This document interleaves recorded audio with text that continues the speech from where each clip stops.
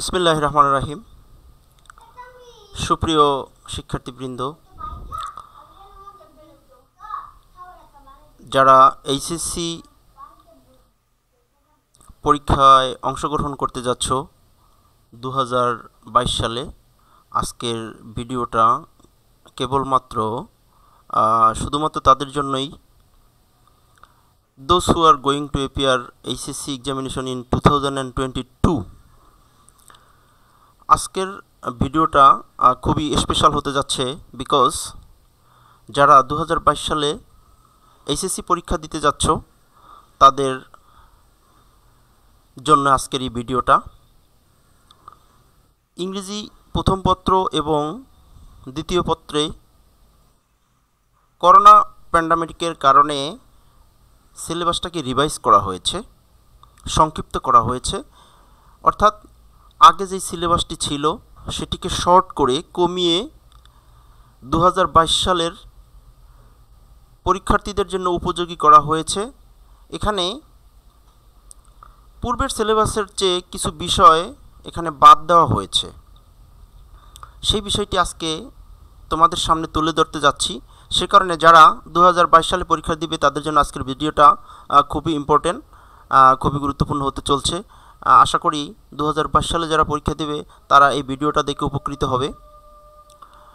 HSC 2022 সালে ইংরেজি প্রথম পত্র এবং দ্বিতীয় পত্রের মার্ক বন্টন, প্রশ্নের প্যাটার্ন এগুলো সম্পর্কে তারা আশা করি ধারণা লাভ করতে পারবে। সুপ্রিয় শিক্ষার্থীবৃন্দ, তাহলে চলো শুরু করা যাক আজকের ক্লাসটি। তো because of COVID-19 pandemic situation, English first paper and second paper of HSC examination 2022 has revised in this way.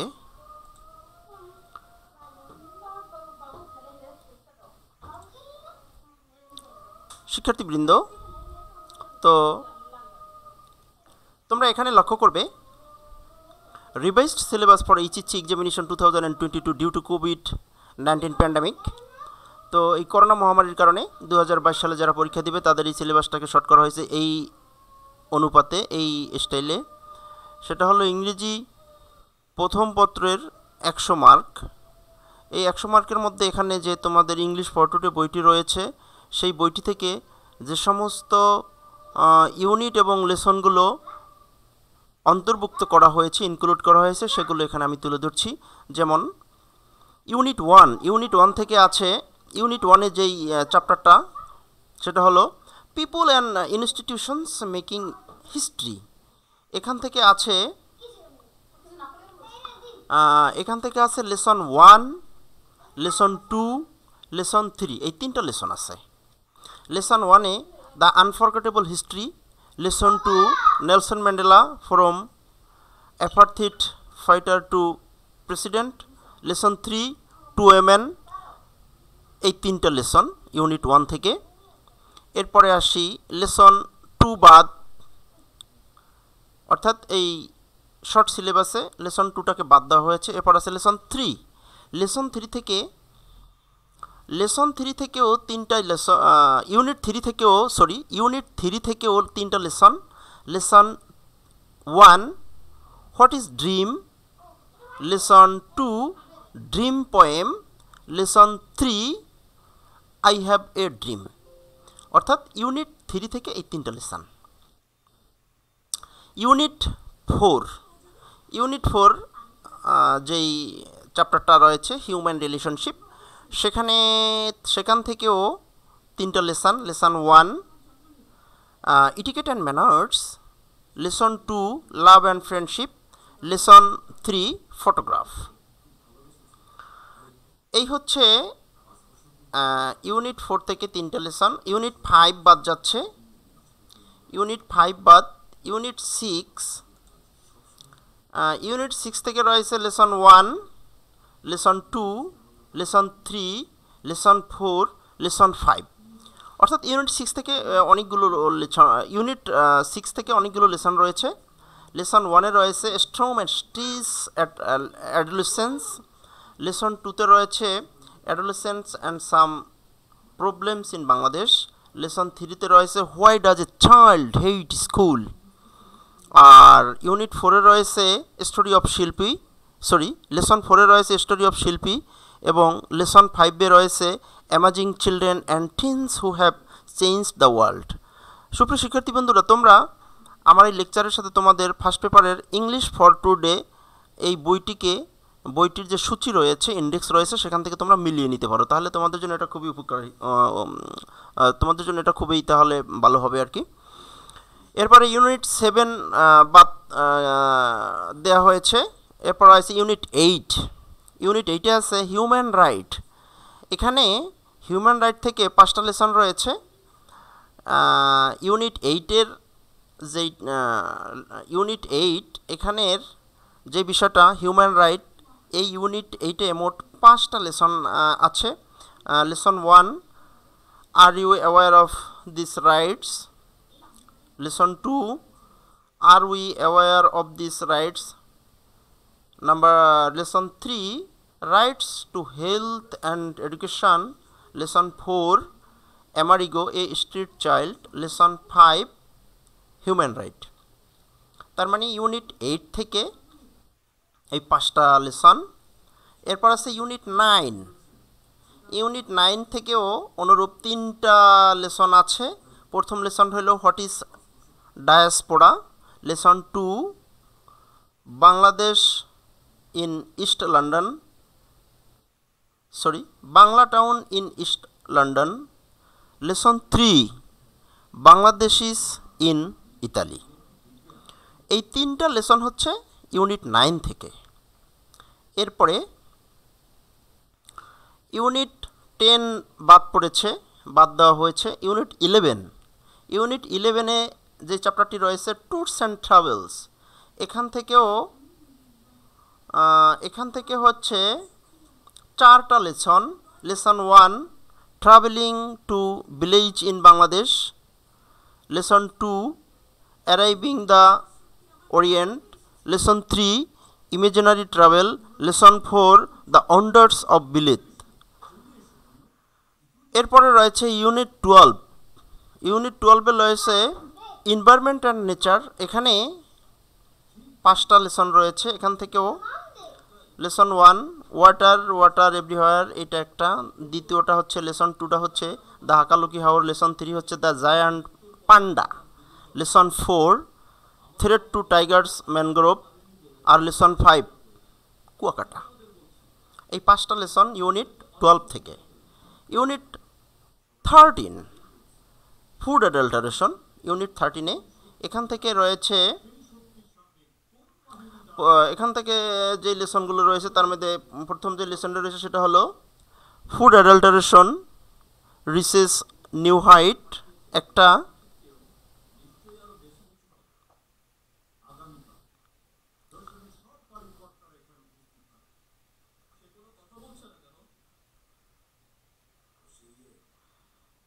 তারপরে হচ্ছে lesson 2, eating habit and hazards, lesson 2। এরপরে হলো এই কয়টা আর কি। তাহলে আমরা দেখলাম এখানে আমাদের English first paper English for today ওই বইতে মোট 15টি ইউনিট রয়েছে। তাহলে ওই 15টি ইউনিট থেকে যে সমস্ত ইউনিটগুলো বাদ দেওয়া হয়েছে, বাদ দেওয়ার পরে যে ইউনিটগুলো রয়েছে তার মধ্যে রয়েছে 1, 3, 4, মানে 2 বাদ দেওয়া হয়েছে। তারপরে বাদ দেওয়া হয়েছে 5 বাদ দেওয়া হয়েছে, 7 বাদ দেওয়া হয়েছে, 10 বাদ দেওয়া হয়েছে। তার মানে এই কটা ইউনিট বাদ দেওয়া হয়েছে। এখন তোমরা দেখো যে ইংরেজি প্রথম পত্র যারা 2022 সালে পরীক্ষা দেবে, এদের ইংরেজি প্রথম পত্রের কোশ্চেন প্যাটার্নটা কীরকম হবে, মার্কস ডিস্ট্রিবিউশনটা কেমন হবে। তো প্রথমে এখানে মাল্টিপল চয়েস অর্থাৎ চুজ দ্য বেস্ট অ্যান্সার, তাতে থাকবে 5 মার্ক। শর্ট অ্যান্সার কোয়েশ্চেন, তার মানে 5টা শর্ট প্রশ্ন দেওয়া থাকবে, তা থেকে 2 করে 5 দুগুণে 10।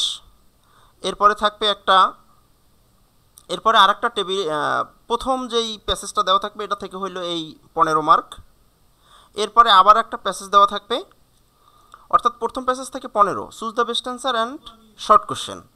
এরপর হলো সেকেন্ড প্যাসেজ থেকে ইনফরমেশন ট্রান্সফার, একটা টেবিল অথবা একটা ফলো চার্ট তোমাদেরকে সলভ করতে হবে, মার্ক হলো 10।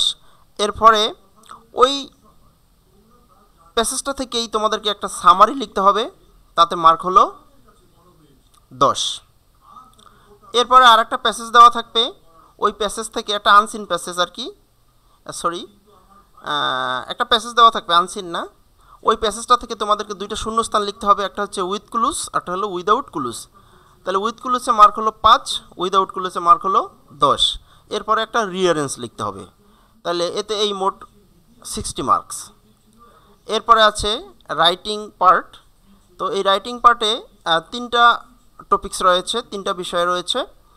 একটা হচ্ছে প্যারাগ্রাফ, যাতে মার্ক হচ্ছে 15, আর একটা হলো স্টোরি রাইটিং, তাতে মার্ক হলো 15, আর একটা ইনফর্মাল লেটার, এটা ইমেল হতে পারে, নর্মাল লেটার হতে পারে, এতে মার্ক হলো 10। এই 15, 15, 30 আর 10, 40, এই মোট 100 মার্কস ইংলিশ ফার্স্ট পেপারে। এরপরে আসি আমরা ইংরেজি সেকেন্ড পেপার। ইংরেজি সেকেন্ড পেপারে যে সমস্ত বিষয়গুলো আছে এখানে ডিটেলস দেওয়া আছে, তোমরা লক্ষ্য করবে যে এককালে বিস্তারিত ব্যাখ্যা দেওয়া আছে এই প্রথম পেজে, এর পরের পেজেও এখানে দেখো বিস্তারিত ব্যাখ্যা দেওয়া আছে।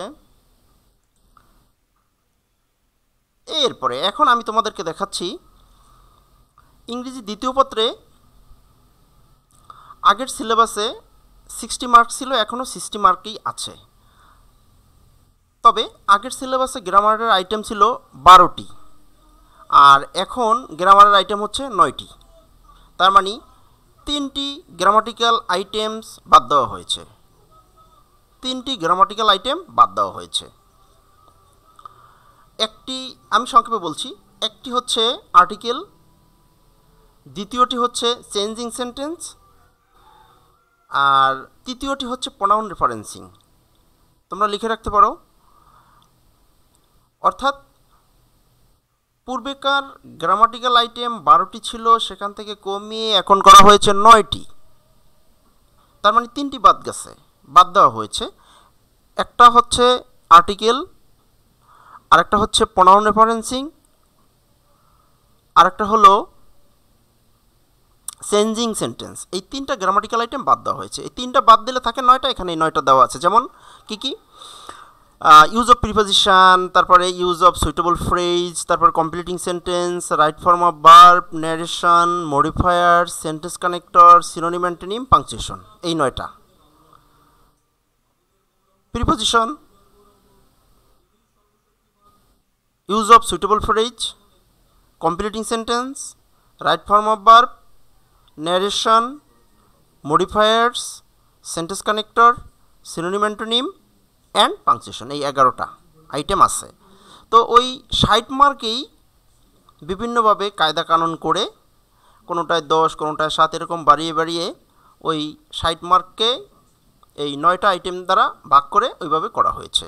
যেখানে 60 মার্কের জন্য বরাদ্দ ছিল 12টা আইটেম, এখন ওই 60 মার্কের জন্য 9টা আইটেম। তার মানে মার্ক বেড়ে গেছে, আইটেম কমে গেছে। It is done only for COVID-19 pandemic situation. এটা শুধুমাত্র এই করোনা মহামারীর কারণে ছাত্রছাত্রীরা পড়াশোনা করতে পারেনি, সে কারণে এটা এরকম কমিয়ে আইটেম বাদ দেওয়া হয়েছে, কিন্তু মার্ক ঠিকই রয়েছে। তো এরপরে আসি পার্ট বি। দ্বিতীয় পত্রের পার্ট বি অংশে এখানে 3টি আইটেম রয়েছে। একটা হচ্ছে ফর্মাল লেটার মানে অ্যাপ্লিকেশান, আর একটা হলো প্যারাগ্রাফ, আর একটাও প্যারাগ্রাফ। এখানে একটু বুঝবার বিষয় আছে। ফর্মাল রাইটিং তো আমরা বুঝতে পারছি যে অ্যাপ্লিকেশন, তাতে মার্ক হলো 10। আর একটা হলো রাইটিং প্যারাগ্রাফ, তো ডিসক্রাইবিং প্যারাগ্রাফ ইত্যাদি ইত্যাদি। এই প্যারাগ্রাফে হলো 15, কিন্তু আর একটা যেটা প্যারাগ্রাফ, ওই প্যারাগ্রাফটা হচ্ছে 200 মার্কের 200 ওয়ার্ডের মধ্যে লিখতে হবে। আর সেই প্যারাগ্রাফটা হবে কম্পেয়ারিং অ্যান্ড কন্ট্রাস্টিং, অর্থাৎ দুইটা বিষয়ের তুলনা করে ওই প্যারাগ্রাফটা লিখতে হবে। এখানে লেখাই থাকবে যেমন এরকম, write a paragraph comparing and contrasting